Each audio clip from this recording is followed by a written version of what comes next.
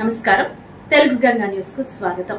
ఆంధ్రప్రదేశ్ లో ఉన్న ఏలూరు జిల్లా ముదినేపల్లి మండలం వడాలి గ్రామంలో చెనువూరిగా ప్రసిద్ధిగాంచిన శ్రీ సుభద్ర బలరామ జగన్నాథ స్వామి వార్షిక కళ్యాణ మహోత్సవములు ఈ రోజు నుంచి 15వ తారీఖు వరకు అంగరంగ వైభవంగా ఉత్సవాలు ప్రారంభం కానున్నాయి।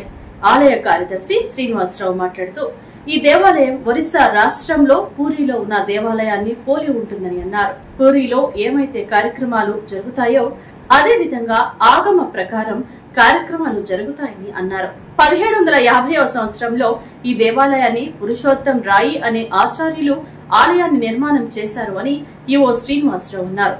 11వ తేదీ రాత్రి స్వామివారి కళ్యాణ మహోత్సవం అంగరంగ వైభవంగా జరుగుతుందని, వేలాదిగా భక్తులు పాల్గొనబోతున్నారని ఉమ్మడి కృష్ణా జిల్లా, ఏలూరు జిల్లా దూర ప్రాంతాల నుంచి కూడా ఈ ఆలయానికి వచ్చే భక్తులు ప్రతి సంవత్సరం వారి కోరికలు మేరకు మొక్కుబడులు చెల్లించుకుని స్వామివారిని దర్శించుకోవడం జరుగుతుంది అని అన్నారు।